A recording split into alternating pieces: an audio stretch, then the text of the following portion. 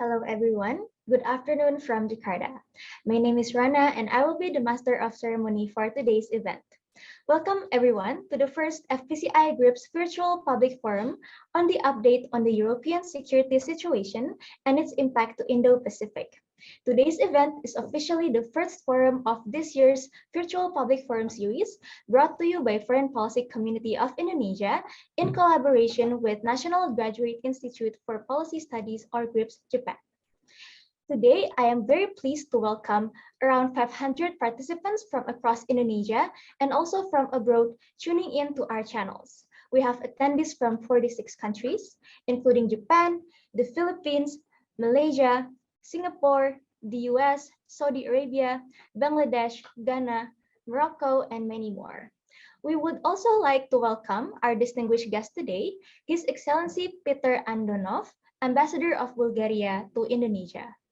Before we continue, I would like to inform you that we provide live interpretation from English to Japanese. If you are joining from Zoom, you can click on the bottom right of your screen for language options. Ladies and gentlemen, the ongoing war in Ukraine has become one of the most discussed topics of 2022.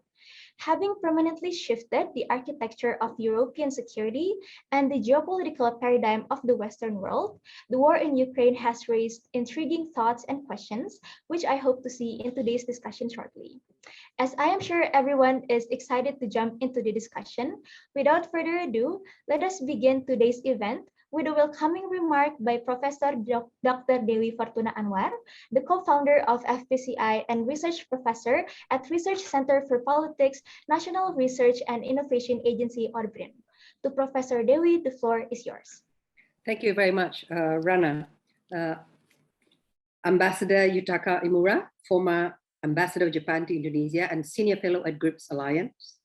Your Excellency, Robert Matthews Michael Tene, Deputy Secretary General of ASEAN for ASEAN Political Security Community. Ambassador Masafuni Ishii, former Ambassador of Japan to Indonesia. Ambassador Gurjit Singh, former Ambassador of India to Indonesia, to ASEAN, to Japan, and to Germany. Dr. Phil Gudrun Wacker, Senior Fellow at German Institute for International and Security Studies. And Dr. Shafia Fifi Mohibat, Deputy Executive Director for Research at the Center for Strategic and International Studies in Indonesia. And honored participants, ladies and gentlemen, welcome to the FPCI-GRIPS virtual public forum. This is, as mentioned by the Rana, this is the first webinar out of 6 public forums that are scheduled for every month this year. And I would like to thank Ambassador Imura and the Japanese National Graduate Institute for Policy Studies, or GRIPS, for our cooperation that has entered its 2nd year. I hope our cooperation will continue to contribute positively to Japan-ASEAN relations and also to Japan-Indonesia relations.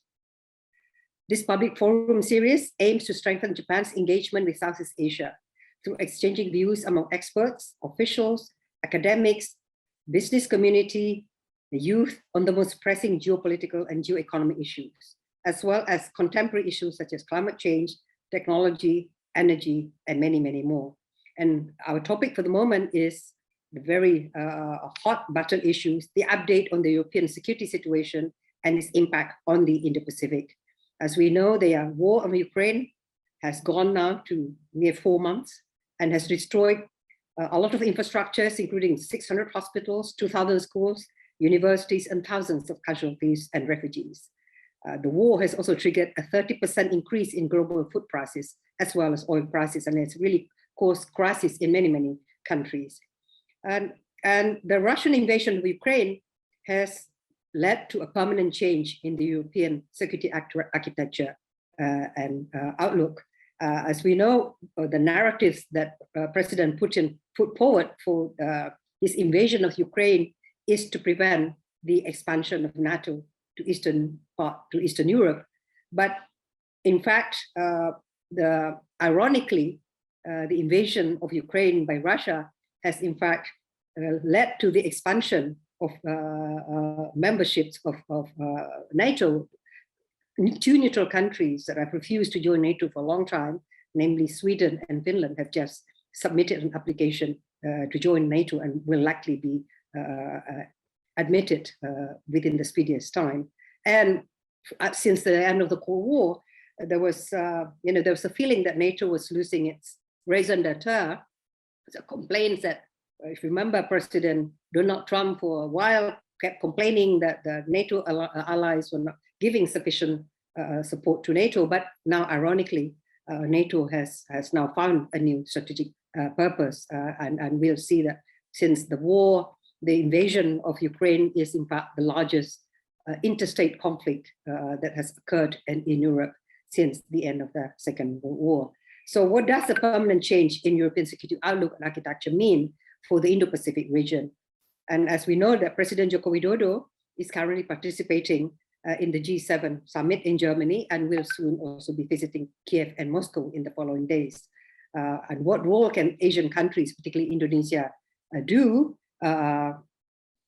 within the context of the G20 and also within the context of a possible way forward to end the conflict, the Russian invasion and occupation of Ukraine.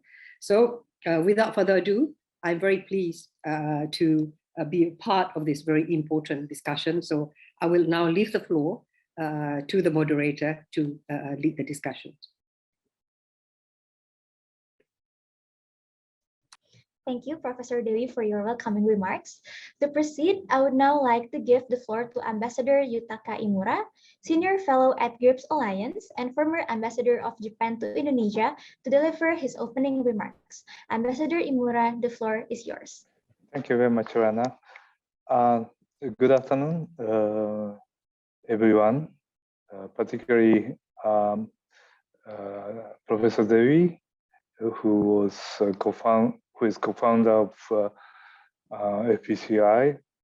FPCI and Japan have started a joint program, a series of joint programs, including public reforms on the variety of international issues and Southeast Asia Japan 1.5 dialogue. In addition, GRIPS Japan has also participated in the global town hall hosted by the FPCI recently. GRIPS wishes to continue with this productive working relationship this year as well. As the ASEAN is one of the most important partners, bilaterally as well as on the global stage for Japan, we consider it extremely important to deepen our dialogue about the political, economic, social, environmental issues, among others, of our mutual interest. A better mutual understanding, actually, and strengthened relationship between ASEAN and Japan would constitute the basis for the stability and development of the Indo-Pacific region and beyond. Today, we will have 6 FPCI-GRIPS public forum. The topic will be the European security situation and its impact on the Indo-Pacific. In other words, we will discuss the war in Ukraine, the most serious event since the end of the Cold War, particularly as the war has been launched by a permanent member of the Security Council of the United Nations in clear violation of the UN Charter.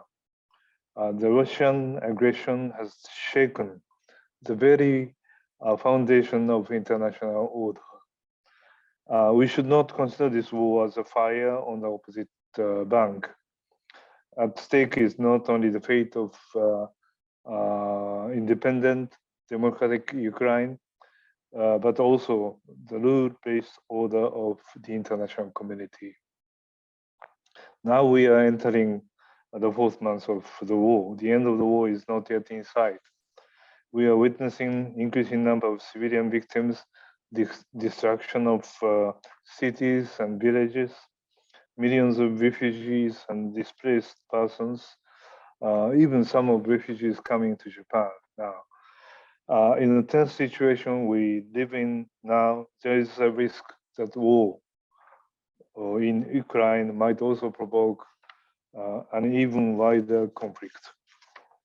The impact of the military invasion is already deep and worldwide.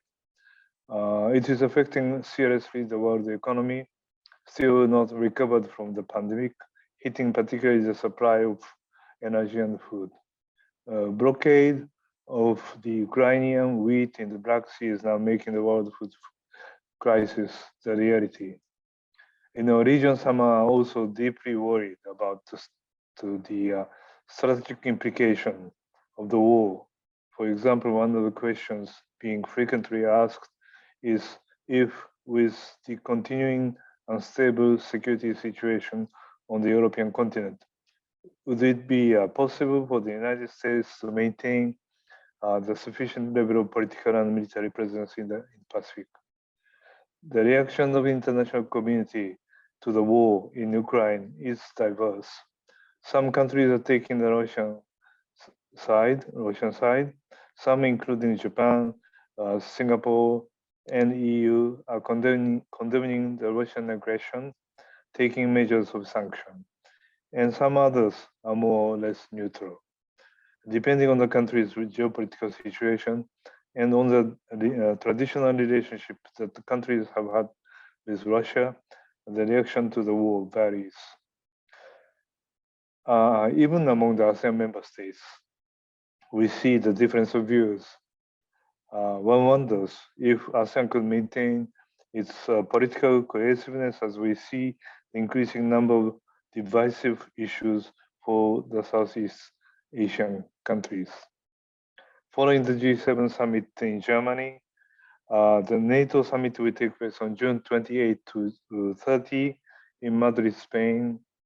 The Prime Minister of Japan, Kishida, Republic of Korea, President of the Republic of Korea, Prime Minister of Australia, and New Zealand will attend given the urgency of the situation, while their countries are not members of NATO.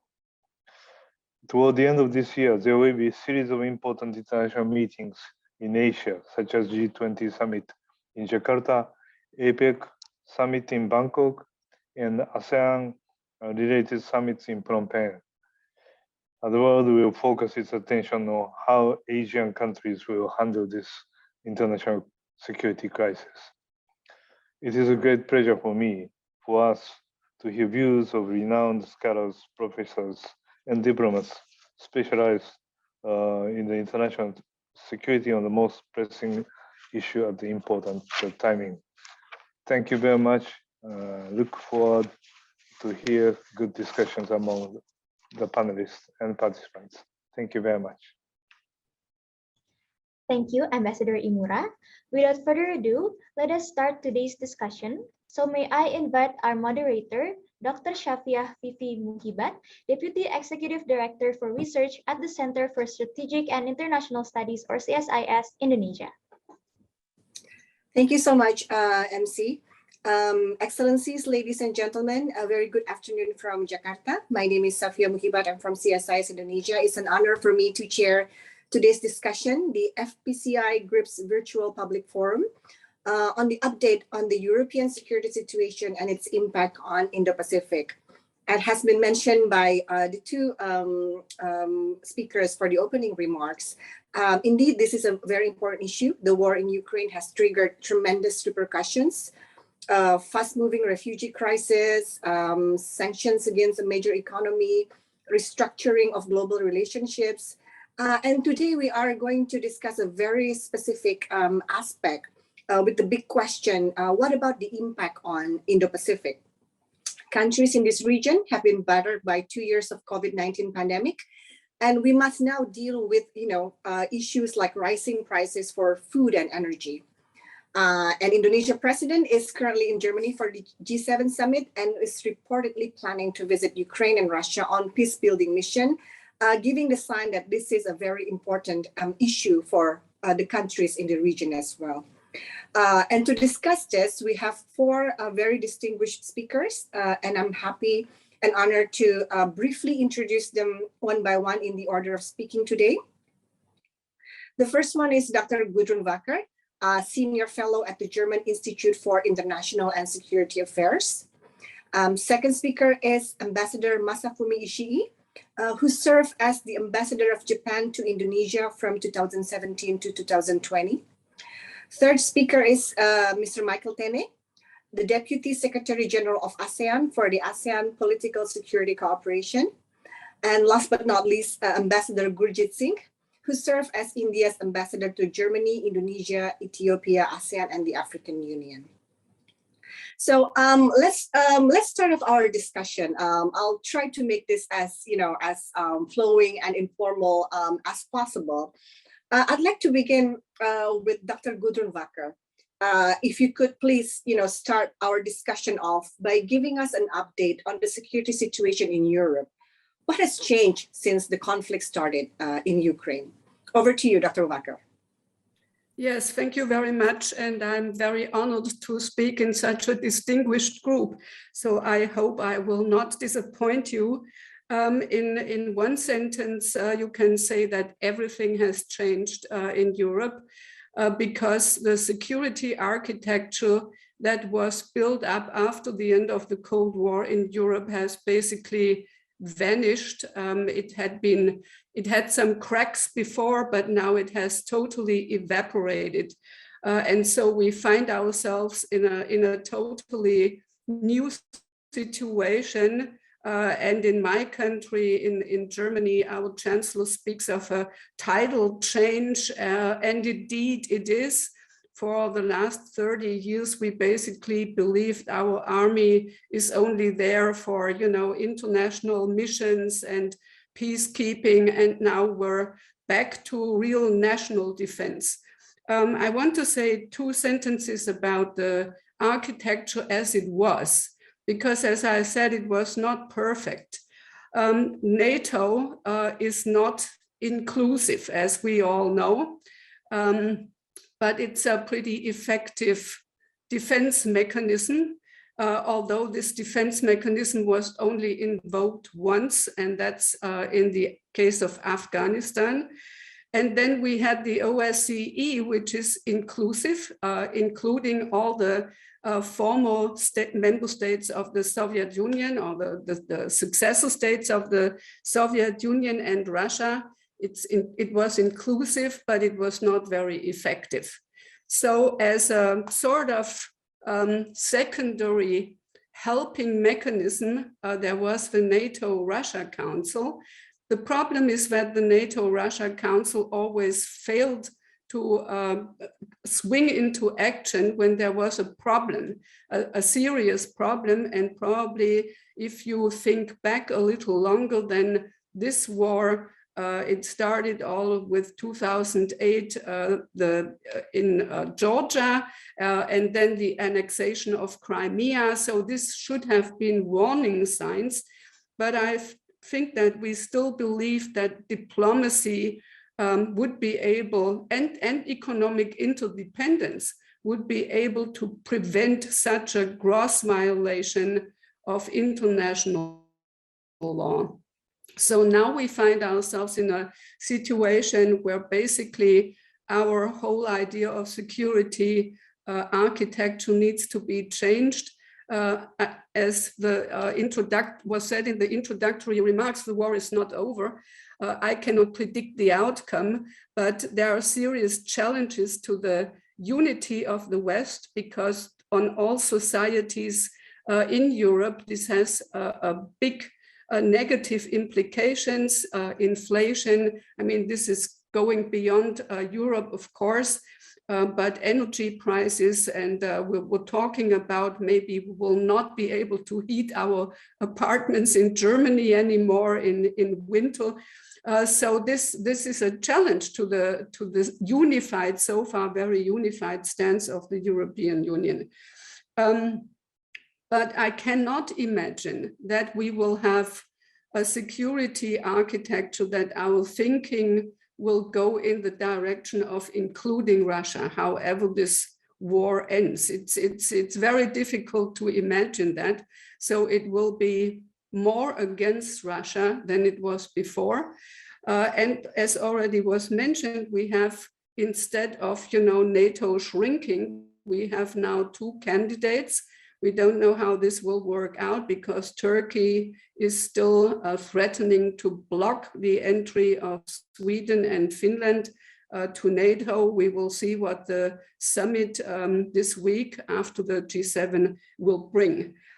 So I can only say, so far, we also see that NATO and the United States have done everything to prevent a third world war from breaking out by, not enforcing, for example, air corridor, etc. So we have done everything not to get directly involved in this war. But of course, the countries that are neighboring either Russia or Moldova, they are Belarus, they are very concerned that this war will spill over into NATO territory, and then we will face a completely new ball game. So the Baltic states, especially, they are preparing for this kind of contingency. And I'll leave it at that. Thank you so much, Dr. Vacker. If I could just follow up a little bit from what you said. I mean, you said that the architecture needs to be changed. And one of the issues that you mentioned, definitely not including Russia. I mean, looking forward, what are some of the possible scenarios ahead from this conflict, especially from a European perspective? What are sort of like we can't predict the outcome yet, the war is still going on, but what sort of scenario is preferred from a European perspective? I mean, it's really impossible to say at the moment, but I think what is very important and is sometimes forgotten in other parts of the world is that Ukraine will have a big say in what the outcome will be, what solution they can live with. They have agency. I mean, they have skin in the game. I mean, the most skin of all of us. So I think of Ukraine, this is very important. What their president thinks is an acceptable outcome of this war. I think the most, and this goes beyond Europe, if Russia gets away with this violation of international law, we are back to a world where might makes right. And I think this has implications for the Indo-Pacific as well. And I think although the attention of the Europeans is now forced back to our own neighborhood, this is also where the thinking is going, that in the Indo-Pacific, you have some candidates who might draw the conclusion, if might makes right, then we will try the same kind of approach in the Indo-Pacific region.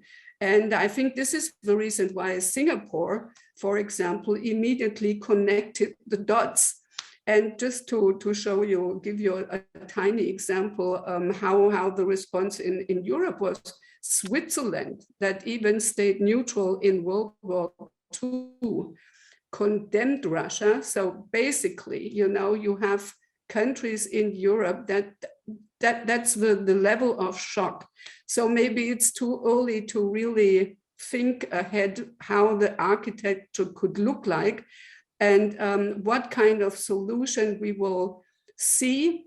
At the moment, it's very hard because, for example, President Macron and my own chancellor, they made phone calls with Putin, but they were heavily criticized by the Eastern European countries for even speaking to Putin. So this is the situation we are in. Of course, I'm working for a think tank and my colleagues think very hard about what kind of architecture could follow, but we're not there yet because we're still in the middle of this war. And for now, it's all about how to support Ukraine and how to deal with the refugees. Although I have to say that I heard that a lot of people are going back now. This might change again because now missiles on Kiev again. So, people might feel discouraged, but that's the difference to refugees from other countries. These people really want to go back home and don't want to stay in other countries in Europe. But we're in the middle of it and the destruction is immense. and this will cost tons of money. There will be a lot of work to be done for reconstruction. So yeah, I think I'm just unable, my fantasy is not enough. My fantasy goes more in a nightmarish direction. I have not felt this way since the 1980s, because this idea that tactical nuclear weapons could come into play, this is really shocking. And again, I have to say this might have a signal effect on other countries who have nuclear weapons in the Indo-Pacific, who see that the threat of using nuclear weapons, actually deploying nuclear weapons, is a big deterrence. Okay, thank you so much, Dr. Wacker. Let me now move to Ambassador Ishii and turn our focus now to the Indo-Pacific. I mean, we've heard Dr. Wacker explaining about the changes that Europe is going through. What do you think are the implications of the conflict in Ukraine to the geopolitical dynamics in the Indo-Pacific? Over to you, Ambassador Ishii. Thank you, Fifi. And it's great to be on this panel. And it's great to see familiar faces like Ambassador Antonov, Peter. So good to see you again. And in short, my line of argument actually is the Ukraine war has not significantly changed the geopolitical dynamics in the Indo-Pacific, but the necessity to adopt is more clearly understood now. And the speed to adopt will be more accelerated. And in other words, actually, in my mind, Ukraine war is a kind of what we are going to face in 10 to 20 years. I'll explain why. Am I freezing? I'm okay? Okay. Now, what is the geopolitical dynamic we need to realize? I'll give you three is in India.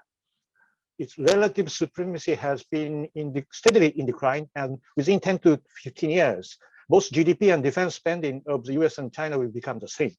So sound like G2, but our relation will become China, and people around relation will be declined.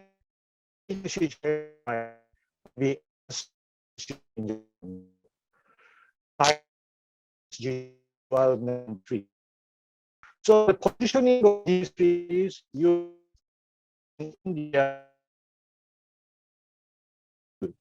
India and Indonesia will be decisive factor for creating majority in the world.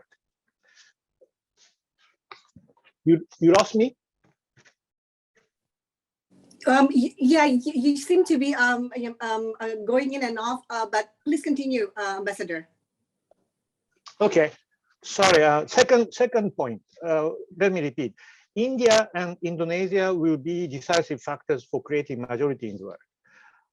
Let's say we create new G7, India 2040.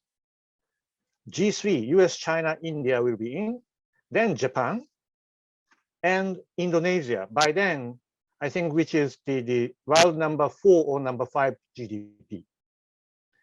Then European Union, if it stayed united, and at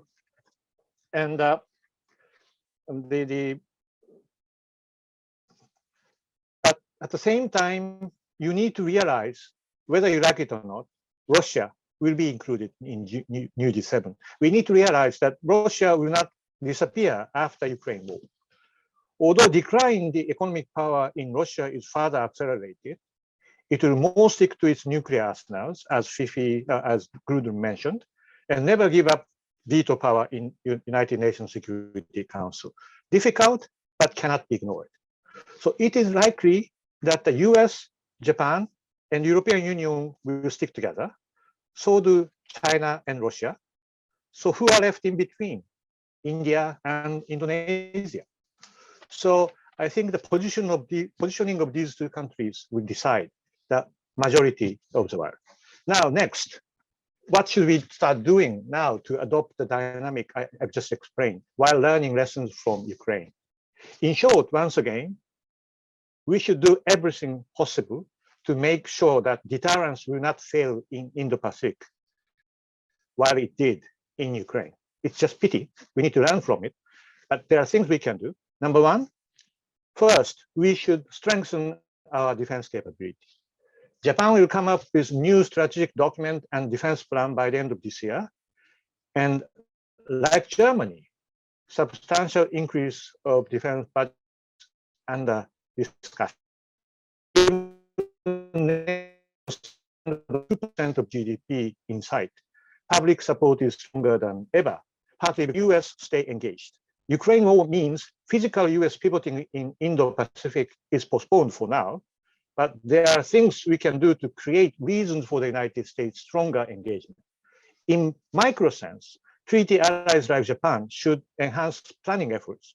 If division of labor, roles and missions in crisis become clearly defined and prepared, US will feel more responsibility to fulfill.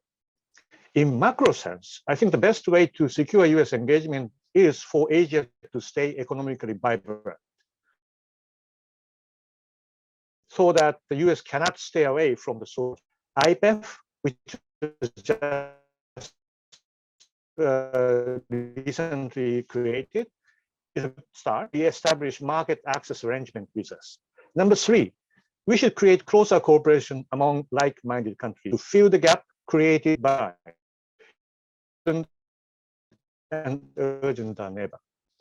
As Prime Minister Kishida made clear in Shangri-La statement, Japan will support capacity building of maritime security organization of those who shared strategic objective of maintaining safety and freedom of navigation.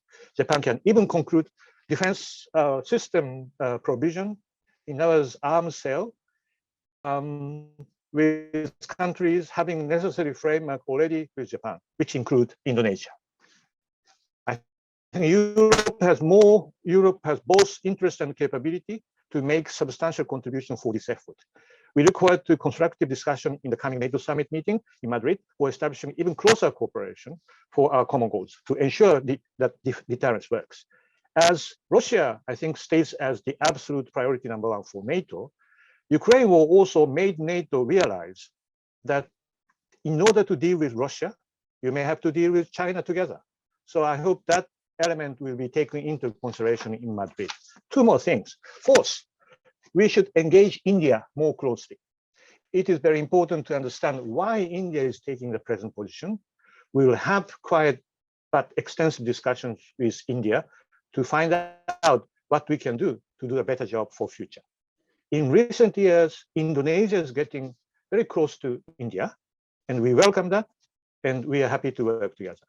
Last but not least, with every element I've just explained in mind, we should enhance strategic communication with our biggest neighbor, China, to compete and coexist. We have every intention to enjoy prosperity with China. As neighbors of China for more than 2,000 years, we know ways to compete and coexist.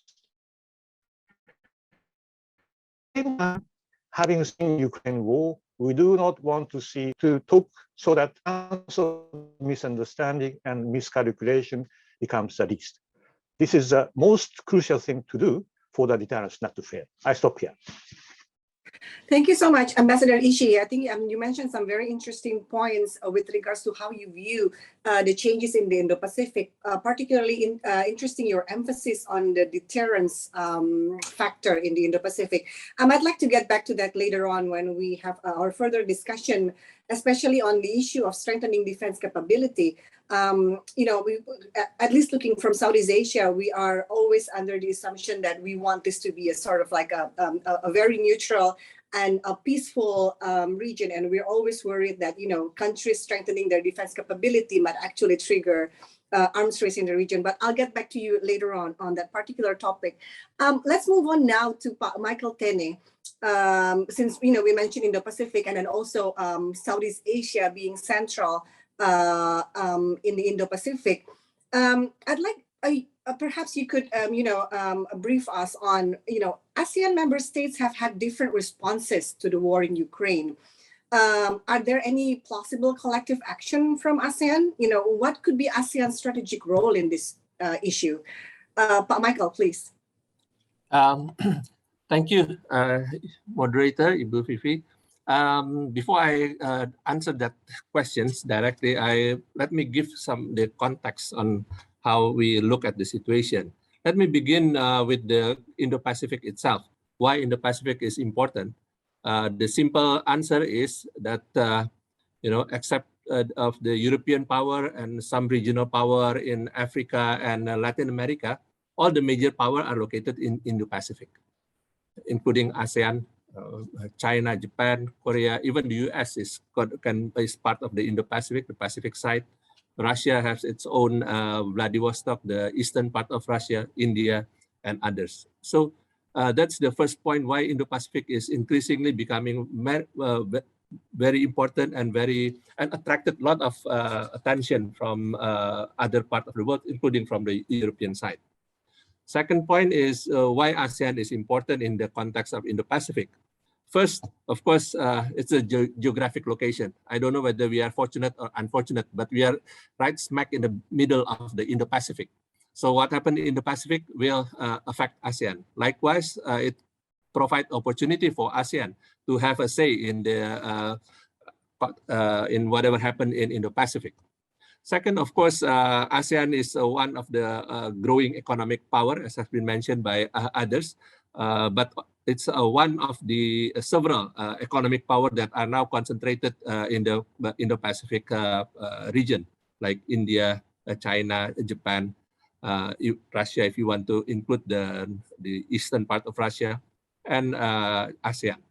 And the third point is that ASEAN has, over the decades, developed the regional framework for cooperation, which, whether we like it or not, that's the only regional mechanism that are available in this part of the world, which are inclusive, in which many of, almost basically all the major powers in the Indo-Pacific can sit together. This is the platform where all the major powers, all the powers in the Indo-Pacific are included. So these are the three reasons why ASEAN is very important in the context of Indo-Pacific. Now, let me be clear that the regional framework that has been developed by ASEAN is first and foremost is to serve the interests of ASEAN. That is why we talk also always about ASEAN centrality, ASEAN-led mechanism. Of course, at the same time, we hope that this regional mechanism developed by ASEAN can be very useful also for our partners.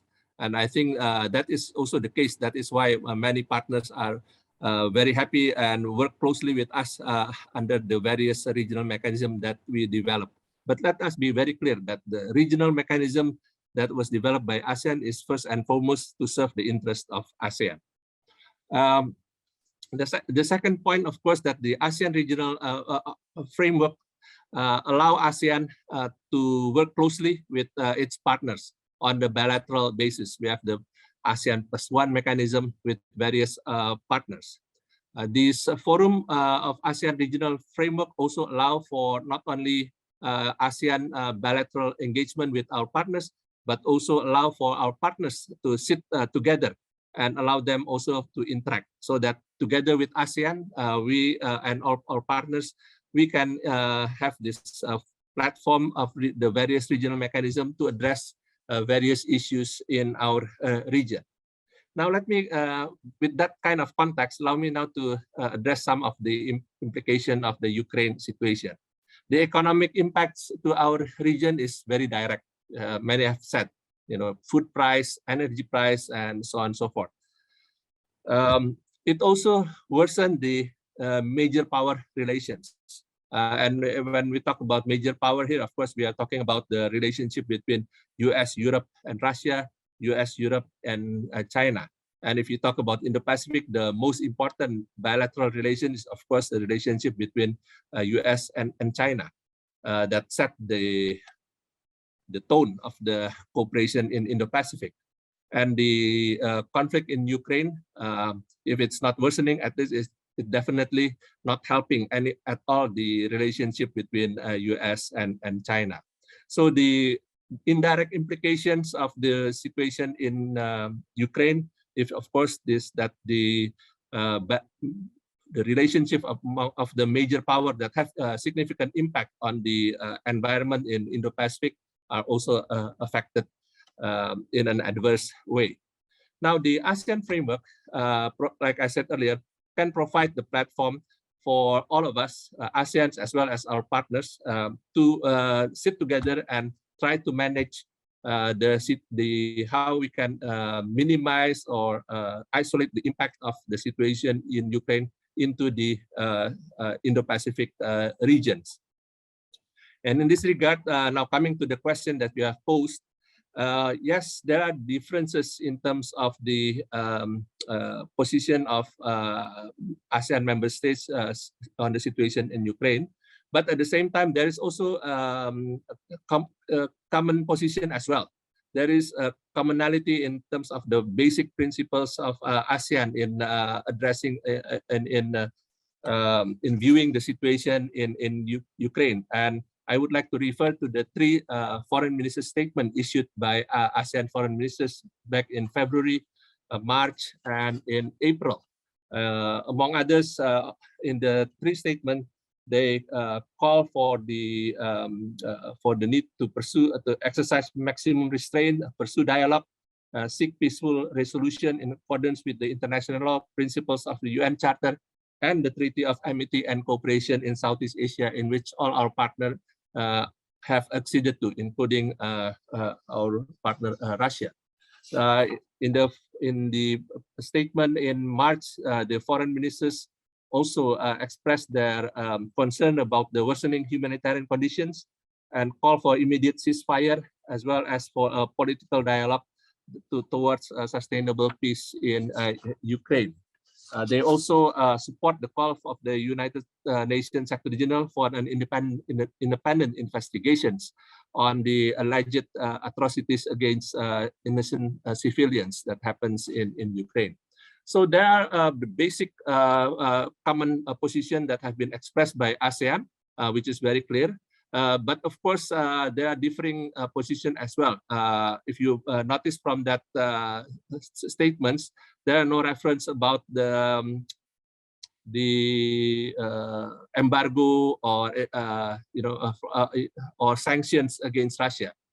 So yes, there are some differences in this regard, but there are also some very fundamental basic positions in which everyone of ASEAN member states agreed upon. Last point.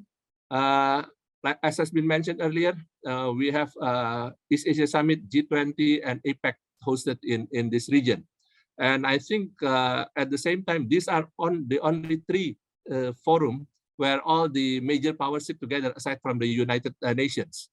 The G20 and APEC was developed mainly for the economic cooperation, although as a leaders forum, of course, they can speak on all the strategic issue as well, including geopolitical issues. East Asia Summit is a forum, leaders-led forum established, developed by ASEAN, in which the purpose is precisely for all the leaders of our ASEAN and our partners to sit together and discuss way and means to manage the situation in Indo-Pacific, as well as to promote cooperation in Indo-Pacific. So I think in such a kind of situation that we are facing, we will see more and more importance attached to the various ASEAN-led mechanism in order to manage the implication of the situation in Ukraine, so that it will not have too much of negative or adverse implication to the Indo-Pacific region. I'll stop there. Thank you.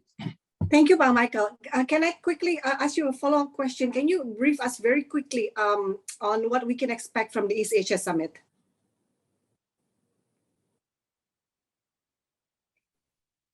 Well, like I said, the East Asia Summit is a forum for ASEAN and its partners at the leaders level, at the highest level, to discuss, first of all, how to manage issues arising in the Indo-Pacific region, and second, to promote cooperation in the Pacific region among the countries.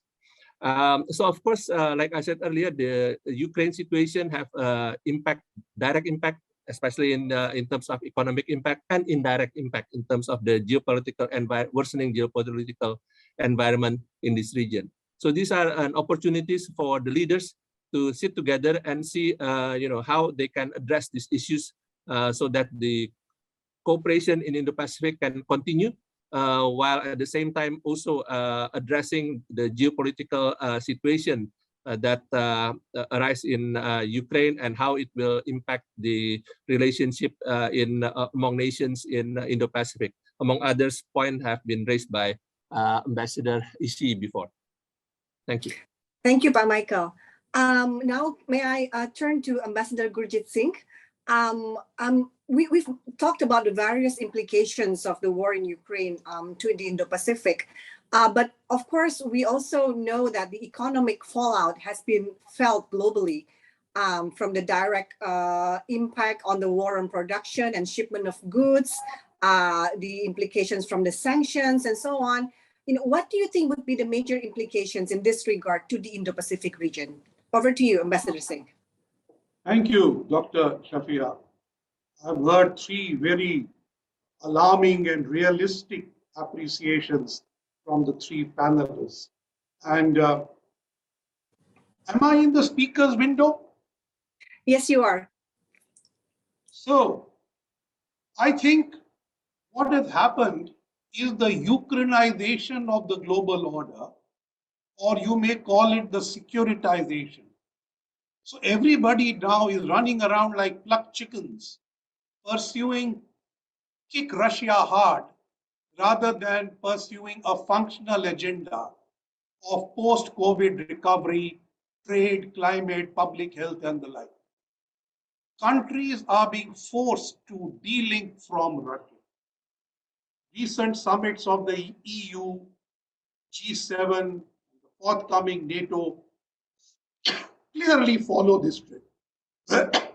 Countries like us have constraints now, since we have to deal with the realities of unilateral sanctions, which are not under UN auspices. It started with sanctions on Iran, then on China, and now following the Ukraine crisis on Russia. We are asked to swear by the UN Charter, but then the big powers happily go ahead and ignore it at will. So it is almost as if the big powers had decided that this world is gone and it is left to the middle powers to hold the world up. That is one of the big consequences emerging out of this Ukraine crisis. From time to time, we are promised the benefits of globalization through free trade, or new financing for green economies, for infrastructure, for public health. Yet when the time comes, these benefits of globalization, in which developing countries like India and ASEAN particularly invested, these shrink or disappear, depending on the priorities of the developed countries. The recent Wto Summit was one example, where the homilies of international summits are not met by the touchstone of reality. You talk about helping the world on COVID and you will not agree on the TRIPS waiver. You will talk of feeding the world, but you will not agree on public security of food grains. I mean, these are contradictory attitudes which predate the Ukraine crisis. Currently, supply chains are the buzzword. But these include security supply chains, where the emergence of the Quad and the AUKUS and more robust Indo-Pacific policies by many show that challenges to international rules will be met. Now, let us look at the economic issues. No more is labor arbitrage and cheap cost of production the only concern for international business. Strategic autonomy, reliability of supply, dependability of the country as a part of a supply chain are important factors. In this, India and ASEAN must look more to each other, as Ambassador Ishii said, to enhance regional supply chains. In this, Japan has been playing a role, and Germany, for instance, can play a much bigger role under its nascent Indo-Pacific policy. Now, this is not an anti-China statement. Whatever the dependence all of us have on China or Russia for that matter, it is time to find parallels and alternatives for supply chains which are not disrupted, and the benefits of globalization promise occur with greater certainty. A higher level of economic integration, whether through the WTO or the Conference of Parties on Climate Change, has not brought about better harmony globally. I think Gudrun mentioned about the failure of the German security through trade approach. Certainly, the fragmentation which is underway now will not be easy to manage or bring benefits either. Therefore, just as we want a strategic multipolar world, we must also seek an economic multipolar world with several alternative supply chains of more dependable countries. Let's take specifics: pharmaceuticals, vaccines, agricultural products, and food grains. For this, India is a well-placed, reliable supplier. 6 ASEAN countries, after the Ukraine crisis, have started importing food grains from India. We need similar assured supplies for energy, for fertilizer, for components of solar panels, for rare earths, and many other things which India can't supply. These need diversity to prevent disruption by natural disasters, internal disruption, or sanctions by rivals of supplier countries. This implies that other countries need to work together in a multipolar world so that everything is not determined only by a few countries. In this multipolar world, Japan, Germany, ASEAN, and India will, as Ambassador Ishii said, play a role. And this is what Ambassador Tene was also alluding to, though he was talking more about ASEAN centrality.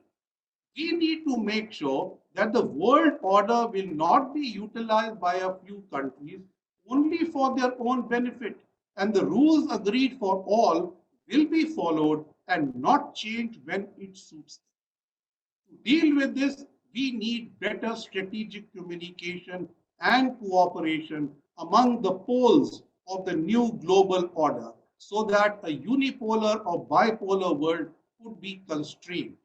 A new ASEAN plus 3, which consists of ASEAN, India, Japan, and Australia, could be one of the new options.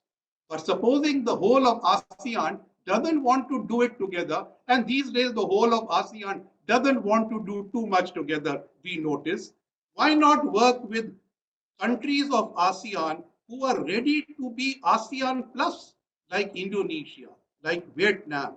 Singapore is always ASEAN plus. So we are happy to work with these countries to start with till ASEAN as a whole comes on board. We are committed to ASEAN centrality because that is the functional way of doing things. The East Asia Summit was the functional way of managing the Indo-Pacific. But Chinese intent and Russian action have both upended this. And we have to confront them so that our way of life is not disrupted. I stop here. Thank you for your patience. Thank you so much, Ambassador Singh. That's very interesting. I mean, discussing, this alternative supply chain. I mean, it's always that, the need to work together. I think that, that has been repeated by a lot of experts as well. But I think in a way that, that there needs to be a real strategy that the countries in the Indo-Pacific must work together to get out first from the, you mentioned post-COVID recovery, and then also now the problems with the economic fallout from the war. And I think this is a very important point that countries in the Indo-Pacific must work together.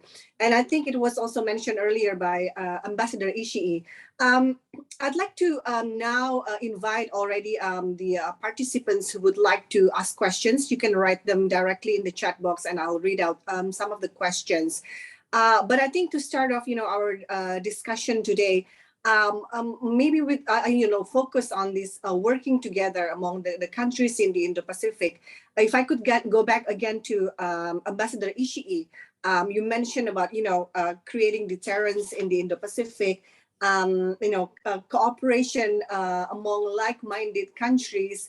I was wondering if you could, again, share your thoughts on, how the countries in what sort of strategy do we need to actually work together in achieving this working together in the Indo-Pacific.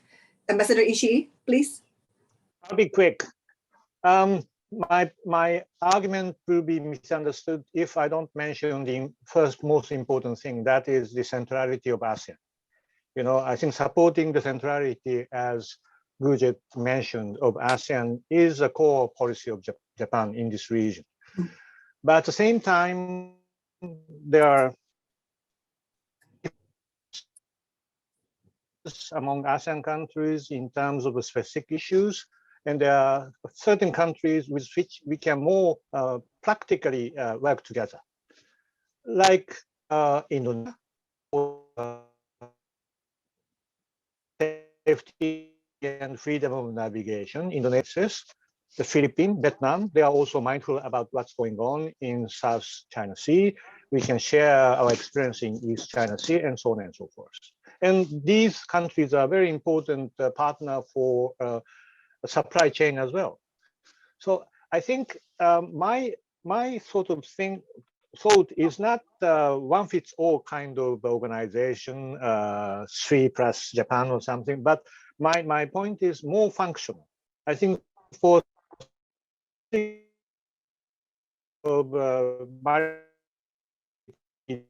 countries which fits our like a Quad, India, Australia, Japan, US. I think that's a perfect organization to maintain the freedom of navigation. So I think my argument is a little bit functional thing to do. And last point is, I think the most important lesson we are trying to learn from Ukraine, I repeat, is how to make deterrence work. Because if deterrence fails, the fundamentals are gone, for economic prosperity. And if that involves China, it gives us a very, very difficult time. So the best and the only thing we can do is stop the conflict from happening. So for that, we need to do everything. That's my starting point. Thank you, Ambassador Ishii, for the clarification as well. And I think, all the Ambassador Ishii and then Pa Michael and then Ambassador Gurjit Singh all mentioned about the centrality of ASEAN. I'm curious to hear also the opinion from Europe. Dr. Vacker, do you agree to this? Or how from Europe, how do you see the role of ASEAN in maintaining peace and security in the Indo-Pacific, and also to deter these negative implications from the war in Europe?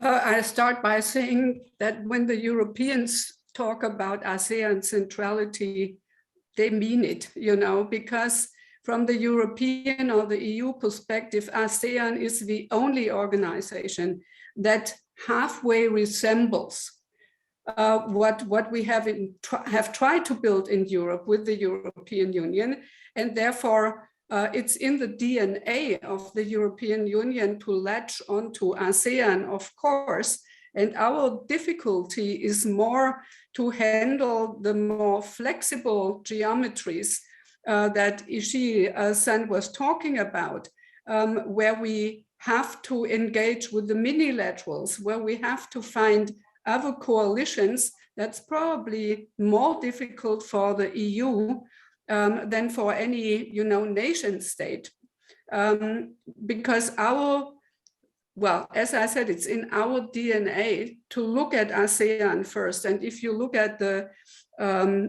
European Indo-Pacific strategy and also at the German guidelines for the Indo-Pacific, it's clearly there, and ASEAN is very important. But I think we have to go beyond that. First of all, there are other organizations where the Europeans can step up their profile, or individual member states can.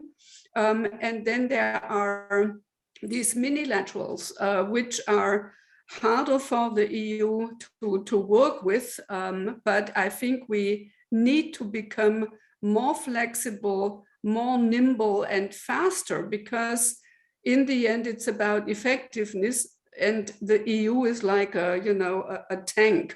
It's going in a direction, so nimbleness and flexibility is not necessarily number one in our playbook, but I think all people who analyze the Indo-Pacific in Europe, they agree on this point. But ASEAN centrality is basically a given, and I mean the EU has for years and years supported financially the ASEAN Secretariat, because we tried to encourage and support a better multilateral setting in the Indo-Pacific. Thank you, Dr. Bakker. I see there are already several questions in the chat box, so maybe I'll go to them now. Since we were talking about ASEAN earlier, and then basically there's this huge interest on the work of multilateral framework in addressing security challenges or different kinds of challenges, in particular that the ones that we're seeing in Ukraine, and there's a lot of attention being paid to NATO and the and how it functions, and the various suggestions given to NATO in addressing be it a Russia issue, and then also China question. Maybe I'll ask some of the speakers here. Of course, Dr. Bakker, you mentioned about NATO earlier, but I'd also like to hear the opinion of the other speakers on how, at least how NATO is viewed from the Indo-Pacific point of view. What sort of, yes, there is an agreement that there needs to be reform, there needs to be change, but from the Indo-Pacific point of view, with the various suggestions given to NATO, with the different strategies proposed, how do we view it? Is it something that's still considered essential in terms of managing the conflict in Ukraine? Maybe I'll start off with Ambassador Singh, if you would like to give this some comments. Sure.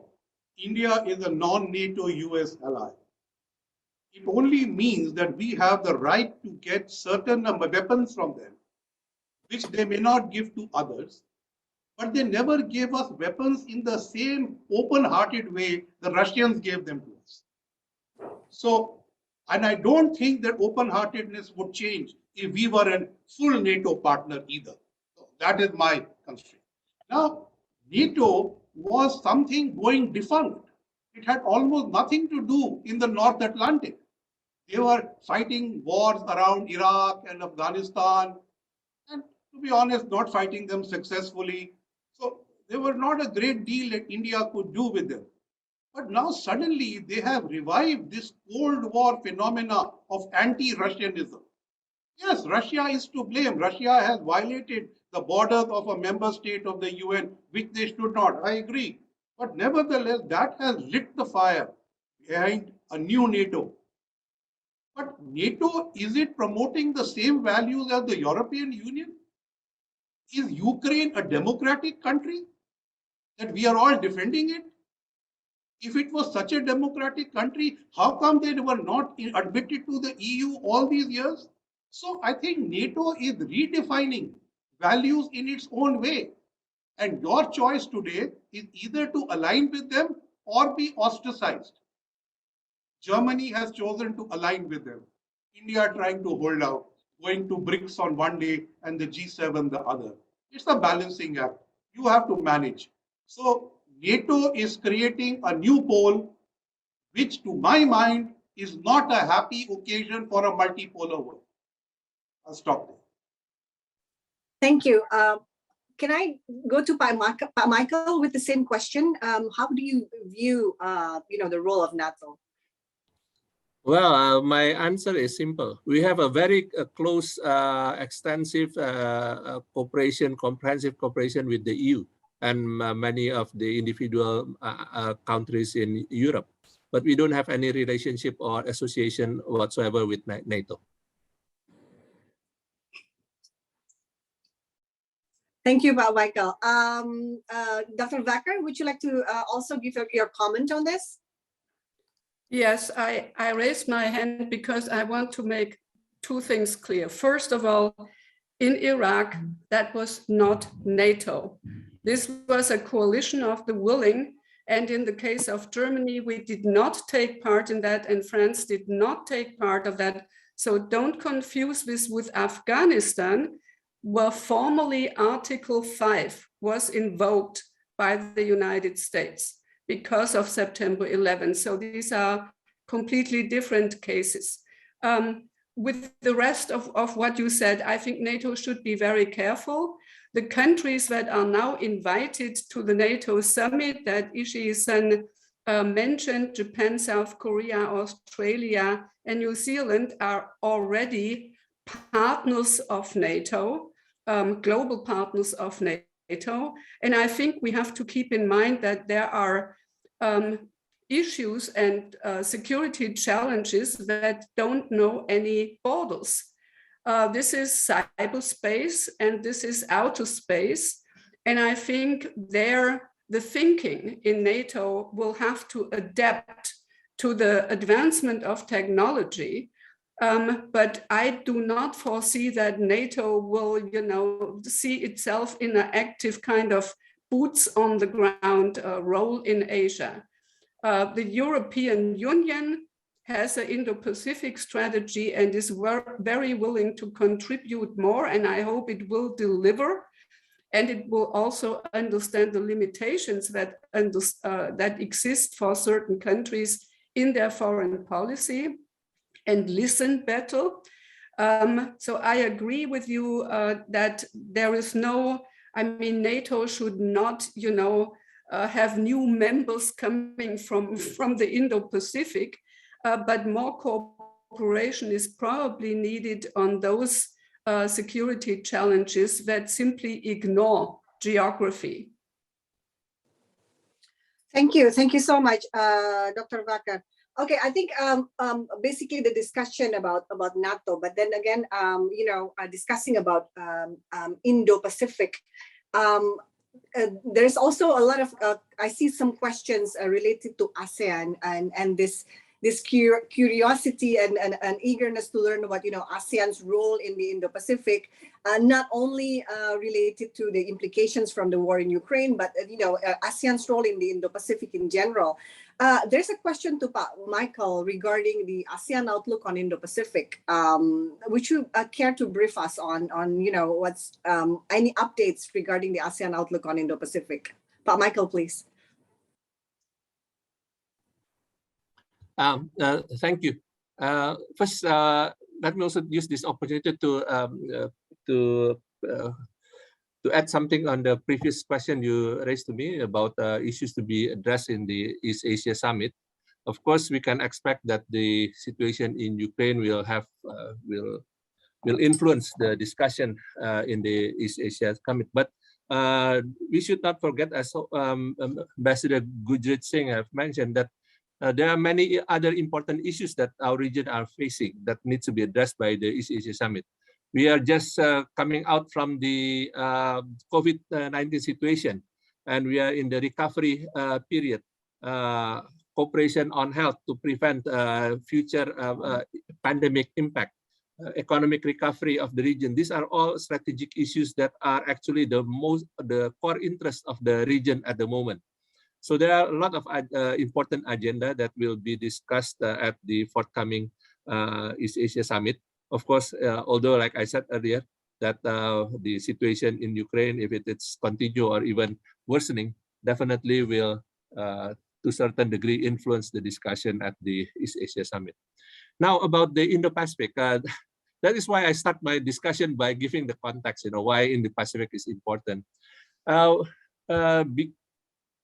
ASEAN back in 2018, we issued the ASEAN Outlook in Indo-Pacific, precisely because we are already worried about or anticipating that the environment in the wider ASEAN region will be more challenging, although at the same time, more opportunity will arise as well. Let me begin by giving the background of the idea. ASEAN was established precisely to create a Southeast Asia that are peaceful, stable, and allow a conducive environment for the member states, meaning country in Southeast Asia, to be able to develop. That is the main purpose of ASEAN. At the same time, we recognize that cooperation among ASEAN countries within Southeast Asia region itself is not enough, because Southeast Asia region is an open region. We are right in the middle of these two important oceans. We are right in the middle of an important international route for trade and global supply chain. So these are an open region, meaning that many parties have a legitimate interest to our region. Likewise, what happened in the region surrounding Southeast Asia will have a direct implication also to the peace and prosperity of Southeast Asia. That is why, based on ASEAN, we develop various regional mechanisms to engage all our partners who have a legitimate interest in our region, as well as our partners that are bordering our region, to bring them together so that ASEAN can have a say on the situation that developed outside of our region. The Indo-Pacific basically comes from that kind of thinking, that the prosperity, the peace and stability of Southeast Asia will also depend on the larger environment where we are in. Like I said earlier, whether we like it or not, we are right in the middle of so-called Indo-Pacific region. And we are seeing more and more importance given to this region because for the reason that I have mentioned earlier, almost all the major power are located in the Indo-Pacific region. As including the future, quote unquote, major power that we are expecting will change the geopolitics of the world in the future. So given that kind of situation, what can ASEAN do? We have to put out our vision about this Indo-Pacific. We have to leverage on the regional mechanism that we have developed, which, like I said, whether you like it or not, that's the only regional mechanism that are inclusive in nature that exists in this part of the world, and make use of that, so of all this leverage that ASEAN has, so that ASEAN can have an influence, can have a say, can have a platform to express its interest and its concern to the partners that have direct implication into the Indo-Pacific region. So we, in the outlook of Indo-Pacific, we put out our vision of the region, the principles that we hope can govern the relationship among nations, the objective that we hope we identify some 4 areas of cooperation, which in our views are not only of interest of ASEAN, but also of interest to other countries, and use that 4 areas of cooperation as a basis to bring everyone together to address issues of common concern and common interest, because the 4 issues under the AOIP, which is issues of maritime cooperation, connectivity, economic trade, achievement of sustainable development goals. These are all issues that are of interest to all countries, and of course, issues of concerns as well. And hope that aside from trying to have a tangible outcome from our cooperation in those areas, at the same time, the process is also important, the process of cooperation in bringing all parties to address common interest together under the ASEAN outlook of Indo-Pacific. So those are the reason why we developed this outlook of Indo-Pacific, precisely because we are seeing more and more importance given into the Indo-Pacific region the importance of the bilateral relations among major countries that exist in Indo-Pacific. All these have very strong implications to the interests of countries in Southeast Asia region. One more point I would like to make is that the ASEAN regional mechanism that have been developed like ASEAN is, like I said, is first and foremost is to serve the interests of ASEAN. That is why we talk about ASEAN centrality, ASEAN-led mechanism. It is not designed to solve global issues. The East Asia Summit, for instance, although all the leaders of major powers are sitting there, it's not designed to address the global issues. But at the same time, of course, there are the ASEAN-led mechanism can contribute also to the interests of the partners, and that is why they are all engaged with that regional mechanism. But not all of their interests can be addressed by ASEAN-led regional mechanism. Some of them, probably majority of their interests in this region, need to be addressed in the ASEAN forum.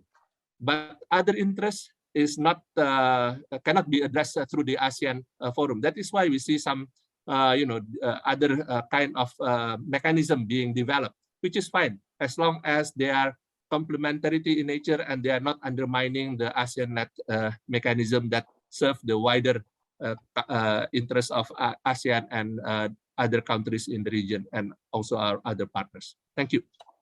Thank you, Pak Michael. I'll move on to the next question. First, maybe I should apologize if I don't read out the names of the people who asked the question to save time. But if you're curious who asked the question, you can always, everyone has access to the chat box. There's also a question regarding frameworks like Quad. Ambassador Ishii, you did mention Quad a little bit in your remarks. How do you see the future of Quad amidst all of this, dynamics in the Indo-Pacific? From a Southeast Asian perspective, I mean, we always, say ASEAN centrality, but that there are other frameworks like Quad who are also making certain initiatives. Ambassador Ishii, are you there? Yes, I'm here. Question, and the Quad, in my mind, is one of the minilaterals. And with these 4 membership, there are things we can achieve, particularly from the functional viewpoint. I think you may have realized that in the last face-to-face Quad summit meeting in Tokyo, they discussed a lot of cooperation, cyber, the connectivity, COVID, and so on and so forth. I think by putting together the capabilities of these 4 countries, which is nicely geographically situated, I think we can achieve a lot in terms of better functioning cooperation in the region. So this is not actually designed for alliance or NATO, mini NATO or something, because we are doing naval exercise together, and we are mindful about maintaining the maritime security, but it's one of the functions those 4 countries can achieve. And future Quad, it's difficult to say. Nowadays, whether you like it or not, whether we like it or not, I think joining Quad may be seen as taking sides. So I don't expect the Southeast Asia's countries to join Quad. But there are other countries like Korea, who is very capable, who has a lot of regional responsibilities, which showed interest in joining Quad. So with the addition of Korea, for example, I think we can even expand the capability, functional capability of Quad. That may be one way to go. So if Korea joined, we need to change the name of the Quad. But anyway, that's how I see it. Thank you so much, Mr. Ishii. Maybe I could ask also Ambassador Singh to comment on the Quad as well. And there is also a specific question to you about the role of India, how India can play a bigger role in the Indo-Pacific. Thank you. So first, the Quad. I don't think there will be new members of the Quad. And the Quad with the Trump administration and the Quad with the current administration is different. The earlier Quad was the quadrilateral security dialogue, security in front. this really caused anxiety among our ASEAN friends. And the fact that Trump would not attend EAS meetings perhaps complemented that anxiety.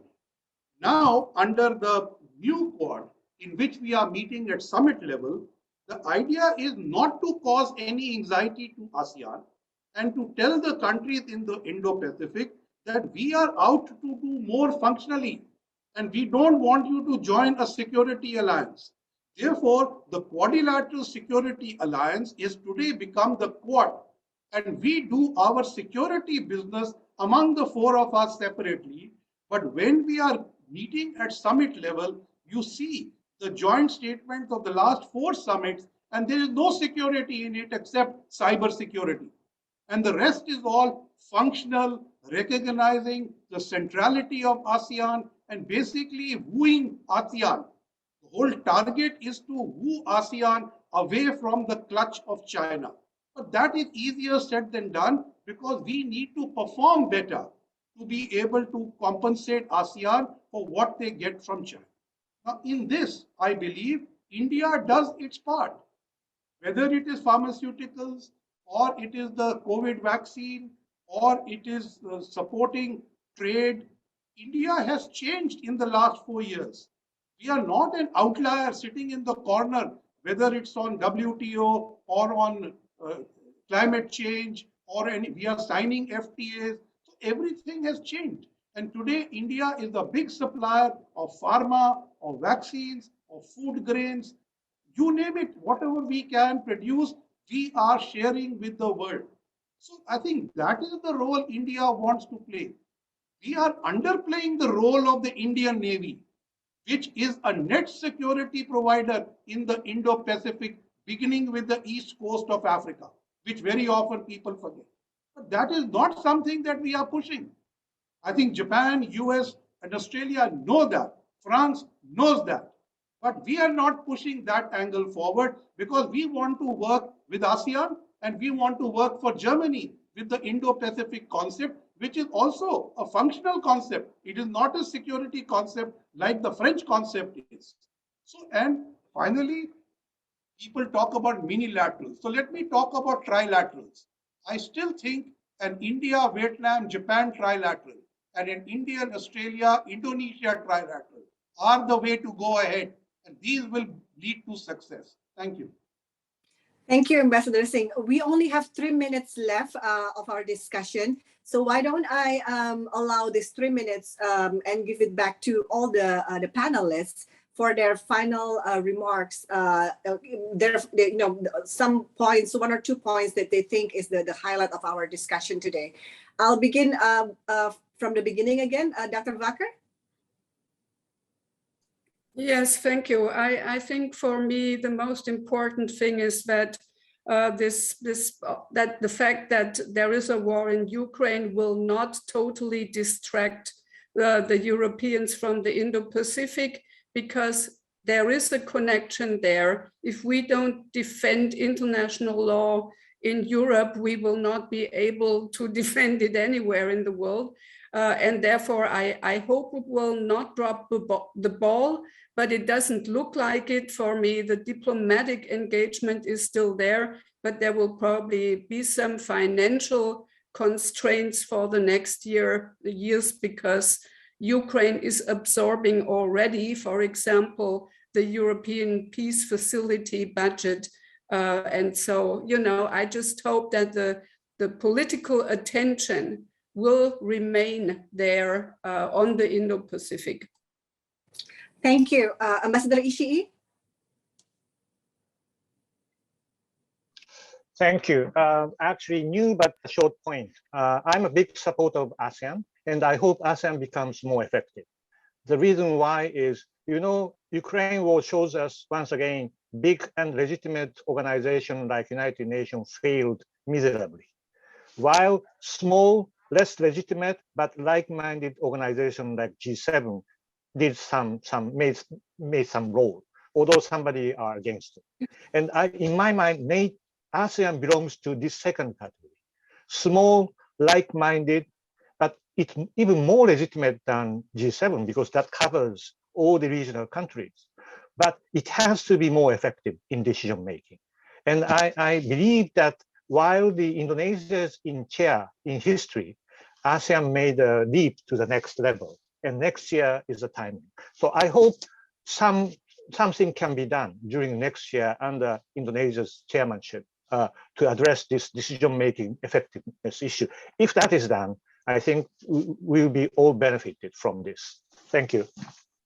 Thank you so much. Pak Michael. Thank you, Bu Vivi. Of course, we will continue to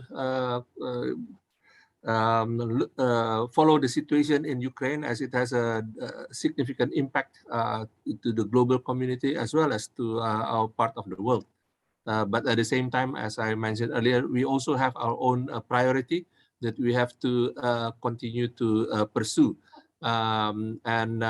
Therefore, I think while we are all have to be mindful of the situation in Ukraine, and especially the long-term implication as Ambassador Ishii mentioned, at the same time, we have also responsibility to our region itself to address the very clear and very immediate and very direct challenges that we have coming out from this pandemic. Thank you. Thank you, Pak Michael. Ambassador Singh? Thank you. So I think Ambassador Ishii said what I wanted to say. India has great faith in the chairmanship of Indonesia of ASEAN. Whenever in the Indonesian turn comes, something good comes up. So we are waiting with expectation. Now, the last point I want to make. We believe that the ASEAN-centric organizations have played a useful role in keeping peace and security and allowing the development of our region. How I wish we can go back to that period without this contention which has come from Chinese aggressive intent and Russian aggression in Ukraine. If these two did not happen, we were in a better world. But today, this has happened. This means we need to talk to each other more to create a multipolar world and not let them decide what we are going to do. Thank you. Thank you. Thank you so much. I think this has been a very rich discussion that we have today. And I think we end on a very high note, a lot of very high expectations to Indonesia and ASEAN. And I think from an Indonesian point of view, we are all looking forward to the result of the president's visit to Kiev and Moscow and see what he brings back home after this quote unquote peace mission. And again, a lot of expectations for Indonesia and ASEAN, especially next year with regards to also playing a greater role in the Indo-Pacific. Thank you so much to our all four very distinguished speakers and for their very rich remarks and very enlightening discussion that they have given us. So I would like to ask all participants virtually to join me in giving our highest appreciation to the four distinguished speakers that we have today. And with that, I think also thank you to Ibu Dewi and Ambassador Imura also for their opening remarks again earlier today. And I would like to hand back to the MC now. Thank you so much. Thank you so much, Bu Vivi, for moderating today's discussion. And thank you to all the speakers for sharing your incredible insights. Today, we are very pleased to host more than 250 participants, both joining from our Zoom room and also our YouTube channel. Thank you, I believe all the participants that are tuning here today have had a fruitful discussion and gained new knowledge from all of our speakers. Ladies and gentlemen, this marks the end of our first event of the FPCI-GRIPS Virtual Public Forum Series. Today's event is available for rewatch on FPCI's official YouTube channel at Secretariat FPCI. Thank you everyone and see you at our next event.